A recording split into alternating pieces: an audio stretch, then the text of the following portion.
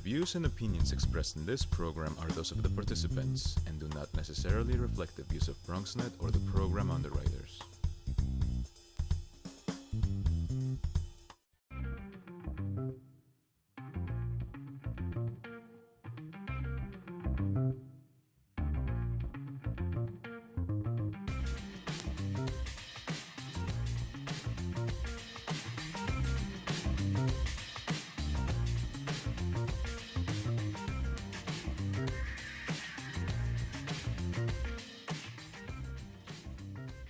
Hey folks, time for the Bronx Buzz. As you probably know by now, this is our program on BronxNet Television, where we talk to local journalists and find out kind of what they're thinking about, who they are, what's behind the things they're writing about, and you get a sense of what's really going on in the borough of the Bronx. Today we're going to break from the rigid format, as we often do, because things that are relevant to the Bronx are of course relevant to us and to you as well.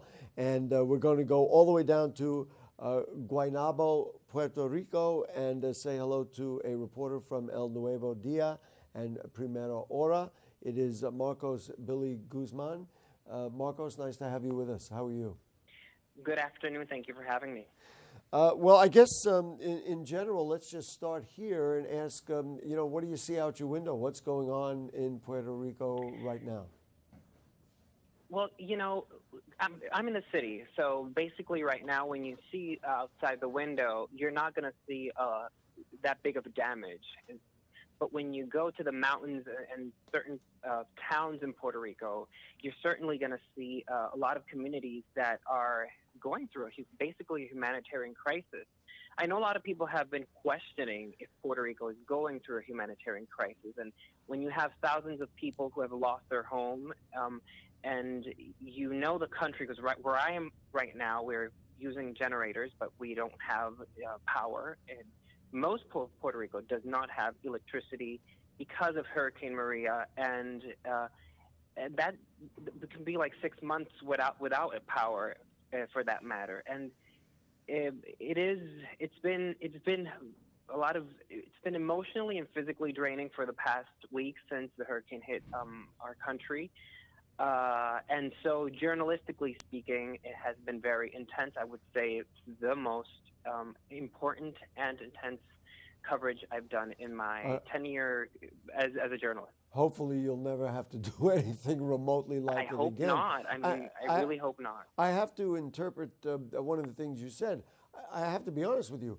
Other than, frankly, the President of the United States, who would think that this is not a humanitarian crisis? This is an immense humanitarian crisis, and it's very easy to identify it as such.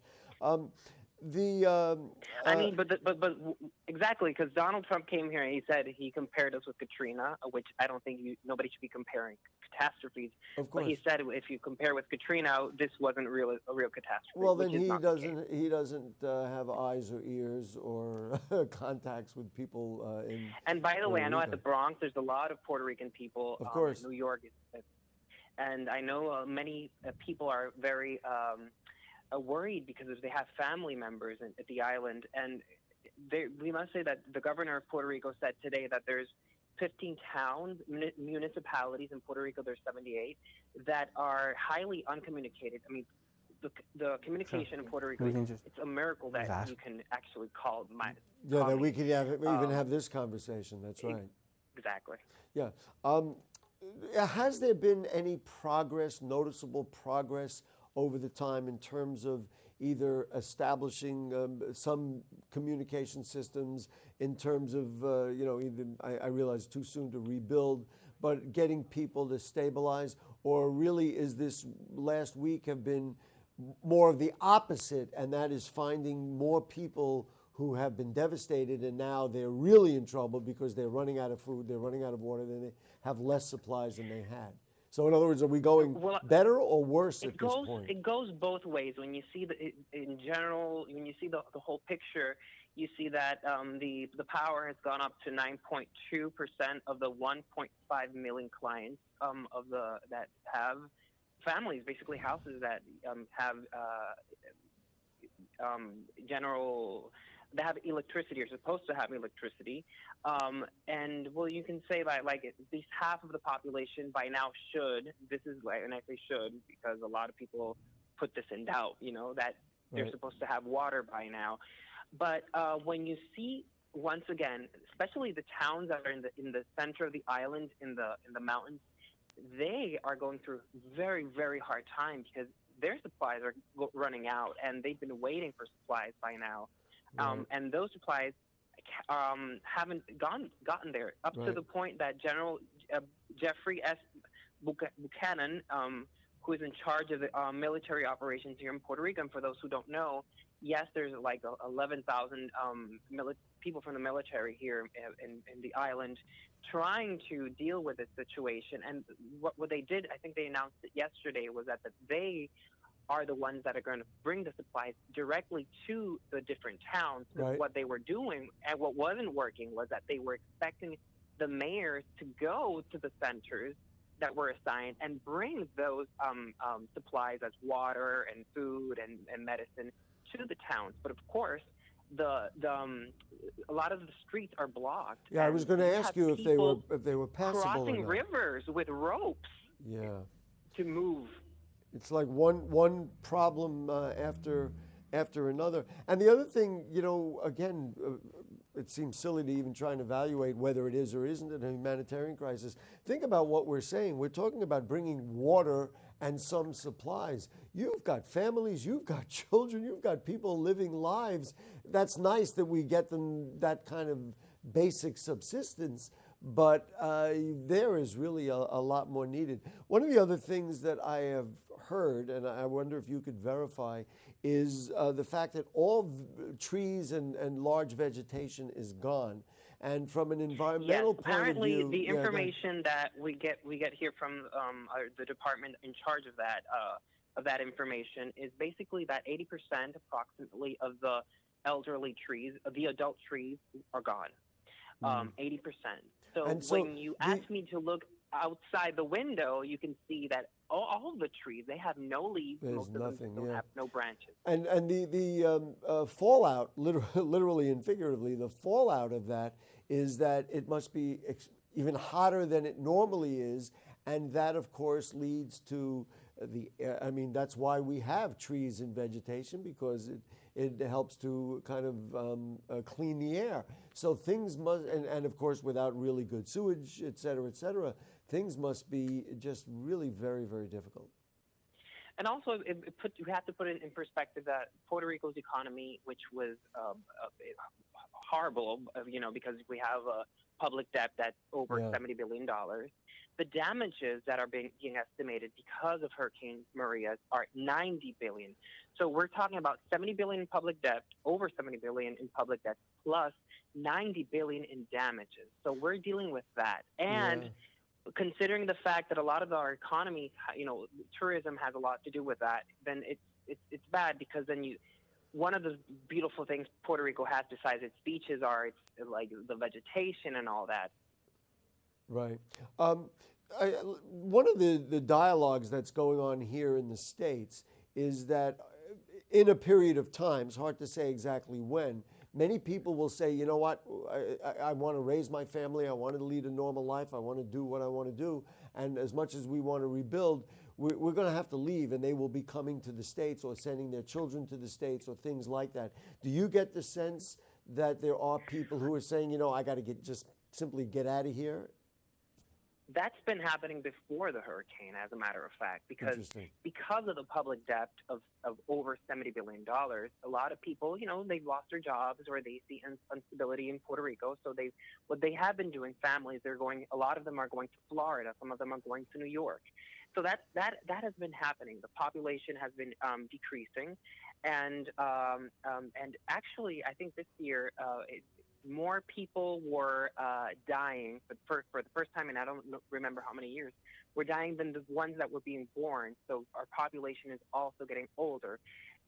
Now that Hurricane Maria came and devastated Puerto Rico, the scenario is much more complicated. And yes, we've as a journalist have been seeing that perspective. Though I must say then of course not everybody can actually leave right now. Like That's right right. now, the people that are leaving are the people who actually have money. Have the And you money and see also the ability to travel and pack up. I mean, there's so many implications. while there's no of it. electricity, Yeah. first of all, and eventually, when the airport stabilizes and all that, because we were having that issue as well, and actually some of the travel they're very expensive, and in order for you to travel, of course. the agencies were putting it very, very expensive. But after this happens, it's still not that easy just to leave and get a new life in Florida. There's a lot of Puerto Ricans that have gone over there, and they've been struggling as well. So easy to say, yeah, just pick up and go. Marcos, I want to tell our folks in the production staff here, we're going to keep Marcos on a little longer because it's just so important to get a really good picture of what's going on. But my last question really is a personal one. I've been a journalist for longer than you, and I really understand how difficult it is to cover a situation like this, simply cover it. But I know that you have a home and you likely have a family. And so it's probably been difficult for you to wear both hats, to do your job, which is obviously vital, but also to take care of your own life and your own family. Has it been difficult or particularly hard on you and your colleagues? Especially, I have colleagues that have lost their homes. Okay, so yes, it has been very hard. And for example, I haven't been able to sleep. And when I actually am able to sleep, I have nightmares. And I know it may sound melodramatic, but it just happens. For the first 5 days, I didn't know about my mother or my father or my sister because there was no communication. Because I haven't had time to cry. Right. And I know because I'm Puerto Rican, I see my island and my country, and I work every single day to bring that information in order to save lives through journalism and educate and bring all that. And so I've been focused on that. But, we are very worried because of what's happening in our country, and because we've seen so many images that I cannot take out of my mind, like horses drowning, or you see people, some of the clips where people, preparing to die. So that will forever be in my mind. Listen, Marcos, you, and now I'm going to cry, you are one of the heroes. And I have great respect, of course, for any journalist, but for you to come on the air and report to us in this fashion is just incredible, and you have my utmost respect. I wish you, I suppose, more than anything else, a little peace of mind, maybe a good night's rest if you could find it. And we can't thank you enough for taking the time to be with us. And along with you, I'm going to urge everybody who's within the sound of my voice and the sound of Marcos's voice, let's give, because we're all one, and nobody wins unless everybody wins. So I think that's the way. And if you want to help, you can go to unitedforpuertorico.com. Thank you very much for having me and letting me, the people over there to know what's happening in the island. Great. People of the Bronx are with you. Thank you, Marcos. All right, I'm going to collect myself, and while we do, we're going to see something that's a little bit uplifting, and that will be that people of the Bronx got together over the past weekend, and our buddy Veronica on BronxNet Television filed this report about the celebration of giving, and giving to Puerto Rico and, of course, to Mexico as well. So let's take a look at that. We'll be right back.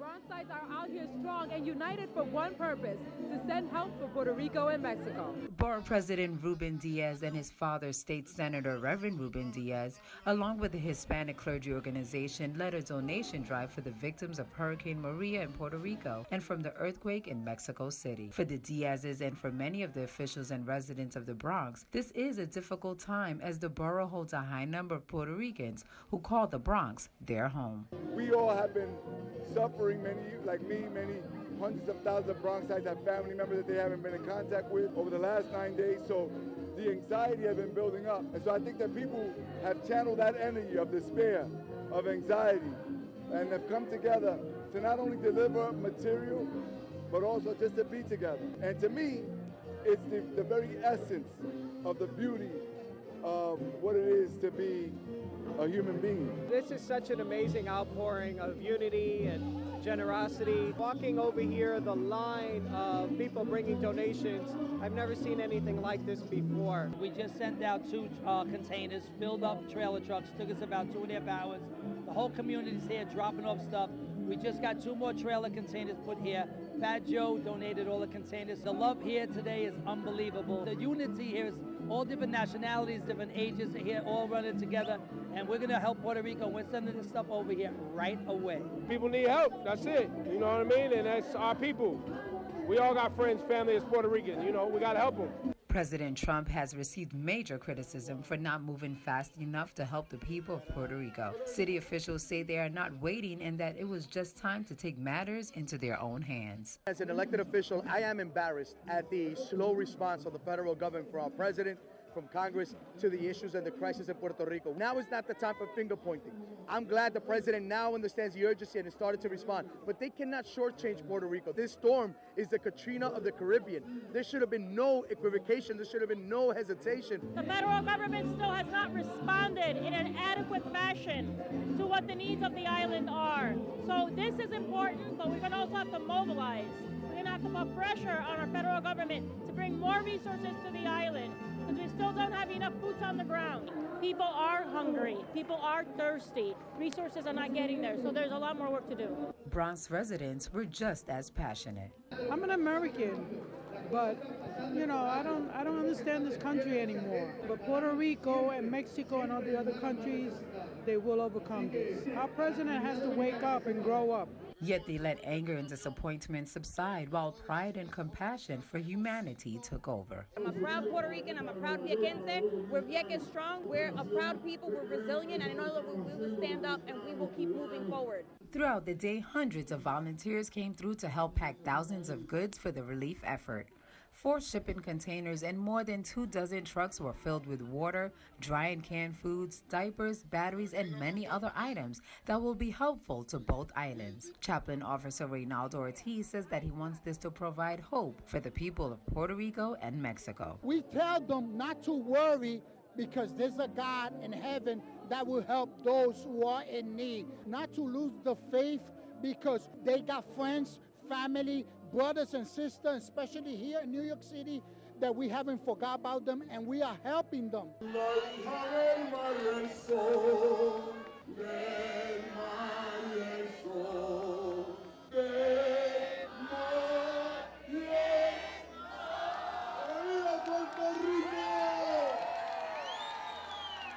Things may be wrapping up here today, but donations will still be needed. So you can be a part of it all. Just reach out to your local officials and find out where you can send your donations. For BronxNet, I'm Veronica Guiti. Okay, back with you, and thank you to Veronica, and of course all the people who gave. You just can't give enough. You heard the report direct from Puerto Rico, and what can I tell you? Got to just keep, from where we are, you have to keep giving, giving, and giving. We're going to take a break, and the great David Cruz from the Norwood News will be with us right after this. Sure, I look cute now, but when my owner lost his job, it was rough. I was living on the street, and one night, me and this Cocker Spaniel got into it so bad, I wound up looking like an ice cream cone. I cried a little bit, but thankfully I got rescued, so I'm running, I'm jumping, all back to my old self. And I'm ready to give unconditional love, even if you put a lampshade on my head.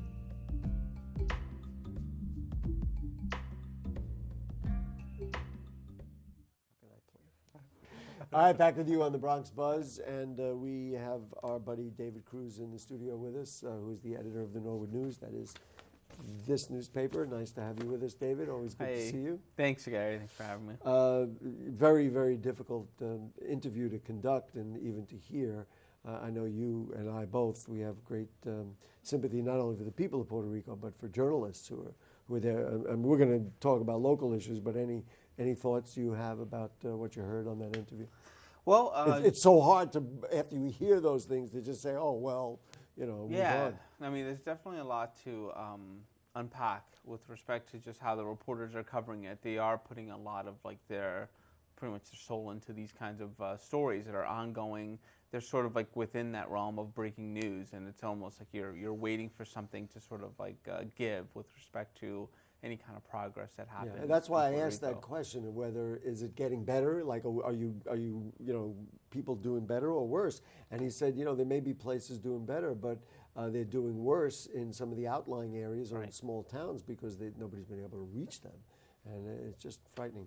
Well, we'll somehow try to move on into other issues, and we'll talk about what's in the paper. What's on the front page of the paper is what has been on the front of everybody's mind over the past number of months, and that is the sighting of homeless shelters in different neighborhoods. The one that you are covering extensively is the idea of a homeless shelter on top of the Sam's carpeting facility. There was a big protest that you folks wrote about. You just told me when you sat down you've been talking to homeless people themselves. Do tell. What are you discovering? What do you find? I've been finding all different kinds of answers with respect to just what are their thoughts on not only just being homeless themselves, what are the thoughts of like having a shelter to begin with. Some of them, most of them, are not pretty much fans of the shelter system. Yeah, they feel like it's a way station. Exactly. It's sort of like a place where a lot of fighting can happen, a lot, and there's really not that much compassion from the employees who actually work there, which has sort of like been a constant, I guess, a constant observation that I've had, that I've even well beyond like speaking to like this current round of homeless people. I've spoken to folks who say that the shelter system, especially like traditional shelters, they're just in such disarray that why would anybody want to be in there? Correct. And, it's whole, and we know that especially if the weather's not that cold, you may be, and I'm judging from the outside, I realize you may be better just being in the streets or figuring it out. Here's one interesting, actually just a bit of information that I was able to find. The Department of Homeless Services conducts their Hope Count, which essentially counts the number of street homeless on a winter's night. And so they had conducted it in February, and it turns out there was a 453% increase in the number of street homeless within the over borough last year compared to last year. Wow. Right. And that would suggest that they are abandoning this idea of shelters. I talked to several advocates, and their feeling is, listen, the way to do this is housing. Because, in the stereotype of who homeless people are, many of these people don't fit that. They have lost their homes for any number of other reasons than drug abuse or other things that have been. That's just a fraction of like the homeless population. Some of them, just because you give them a home, doesn't necessarily mean that you're fixing every problem that they may very well have. So then, the Riverdale Press actually also had a story about it, and the idea is there are many people who are saying, well, wait a minute, we're not bad people. We're not going to ruin your neighborhood if we come into your neighborhood. Is there a sense now that, maybe we ought to be a little more sympathetic to people, that they're not going to just drive our property rates down, that they're just going to be like neighbors like anybody else, as long as they have a place to stay? I'll tell you what, there's definitely a dichotomy that I saw throughout just the time reporting on just, the homeless crisis. So those who actually go to community meetings, they are always saying that, yes, we are sympathetic to the homeless, but we don't want a shelter to be in a specific place. As opposed to people who don't go to meetings, they're a little more sympathetic to the homeless. They want a shelter to be built wherever. And so they essentially say, hey, give them a break. They're not hurting anyone. And so, that balance of people saying, well, we don't want them in our neighborhood, so to speak. The whole idea, and I believe the mayor's theory, is you want people to be housed, even temporarily, in the neighborhoods where they are from, because otherwise you're going to send them to Brooklyn. The kids are going to have to bus or train to New York or to the Bronx, and you're not making people's lives better. You're thinking more of like a family shelter, though. Of course, family shelters are different from, say, like a men's shelter, where they're coming from all over the place. That I understand, like the idea of that, using the borough of origin formula to actually keep them within, sort of the borough that their kids go to school and where they actually have social support and that sort of thing. A men's shelter is a little bit different, and so that's essentially like the key concern with respect to this particular shelter. Just to change subjects here, violence in Oval Park, how serious is it, and are there kind of reformations that can help, because that's one of the other stories that's in the paper, that can help curb that? There's been basically a couple fits of violence within Williamsbridge Oval, which is in Norwood, and it's a very well-used park. And during a movie screening, outdoor movie screening, there was a gang-related stabbing that sort of was kind of like, it kind of peaked at that point. It had everyone sort of talking about like how bad things have become within the Oval. It's so sort of like it's a park known for a lot of street fights, like high school students to fight over there. And so the park advocates and also like the actually the Parks Department themselves had considered the idea of locking it up at night, locking the park up. Now the thing is, the park is essentially open, but you're not supposed to be there after dusk. And then you can police it a little better. What's the general feeling about that? Is there support for that? Well, they feel like there's more support for actual cameras in the park. Because if you lock it up, those people are going to be out somewhere. I mean, that's my attitude. They're going to be hanging out somewhere, whether it be on a stoop or in a street or find another place to go. And so I don't know. I'm not an expert on it. That's my. Well, the thing is, right now, if they decide to go down that route, they have to sort of fix the gate itself, because there are certain gaps within the perimeter of the gate that are actually open. They were ripped off. I don't know how, but there you go. Dave, you have done a great job bringing in interns, young reporters. It's really, speaks well of you and well of the paper. And there are many young people writing really important stories. One of the stories that I've been perusing here while I'm looking at the paper is new stories coming up in the Jerome Gun Hill bid. How healthy is the bid and the economy in that part of the Bronx? It's definitely getting better, because at one point, 2016 saw 15 vacancies within that corridor. And of course, 15, that's a lot. Yeah, definitely a lot. But within the past year, we've noticed more stores, more businesses, a lot of eateries. Some barbershops have actually opened. They basically had purchased the property or leased the property, and now there's sort of a little bit of vibrancy sort of taking place. Can we define why we lost 15 stores, and in general why we're getting some back at this point, or it's too soon to say? Well, too complex. Generally speaking, just the small business sector within New York City is pretty much taking a hit, mainly because of online operations like Amazon, and the rents have gotten supremely high, and then there's also competition with the street vendors themselves. So it's essentially like this litany of issues that have kept people from saying, hey, I'm probably better off just selling my stuff online. Yeah, David, thank you so much for joining us. The Norwood News is one of the most important publications in our borough, and we appreciate you being the editor of it and all the great young people who work with and for you. Thank you. Folks, we thank you for your time. Again, don't forget to give to the various charities that are helping Puerto Rico and Mexico. And we will see you next week. Good night.